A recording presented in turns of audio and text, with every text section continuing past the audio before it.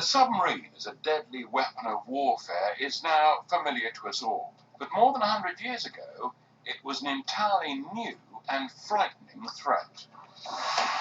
German U-boats were deployed for the first time in World War I. They proved deadly, especially in attacking civilian ships carrying food and supplies from North America to Britain. Several ships a day were being lost, including the Lusitania, torpedoed off the coast of Ireland in May 1915, with the loss of more than 1,200 lives. The Navy needed a way to counter the U-boat menace. One extraordinary solution came from an unlikely source, the world of art. Dr. Nick Scott Samuel is an expert in the use of military camouflage and deception. And artists have always had a long-standing interest in the appearance of things. And initially the ideas were to perhaps try to conceal ships by making them look exactly the same as their background. And obviously ships were rather large, and this turned out to be pretty much a non-starter. So at that stage, inspiration struck, and they decided that rather than try to conceal things, they tried to confuse the enemy instead. Ships were painted in bold geometric designs. Blocks of colour, stripes and strong shapes were designed not to hide or disguise the vessels, but to confuse and disorientate U-boat commanders. Well, the answer came from a chap called Norman Wilkinson, who was an artist but had also had naval experience. His answer was what he nicknamed or called dazzle camouflage, and this was the idea to paint very high contrast patterns on the sides of ships.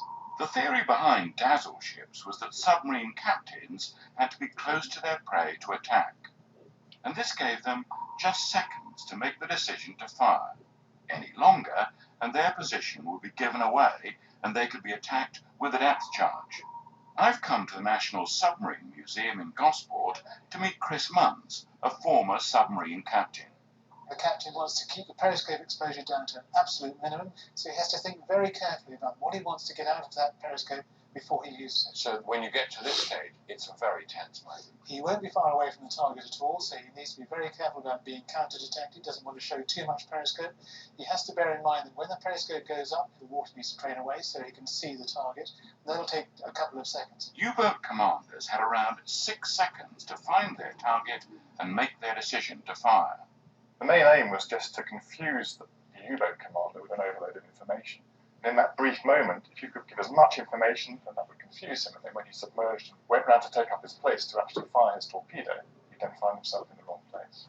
The dazzle technique took several forms. In this design, the shape of a small black patrol boat with a green bow wave suggesting speed has been painted onto the stern of a much larger vessel, which is facing the opposite direction. Here, a ship's funnels have been painted with false sloping smokestacks to suggest it's travelling right to left when it's really travelling in completely the opposite direction. Dazzle became widely used towards the end of the First World War and even into the Second World War, until the advent of radar made it far less effective. And did it work? Well, the evidence is equivocal.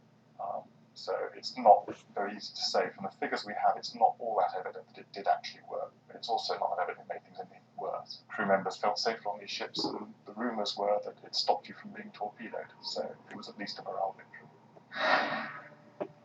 Modern technology has long ago made dazzle obsolete, but to my mind, it's still rather exciting.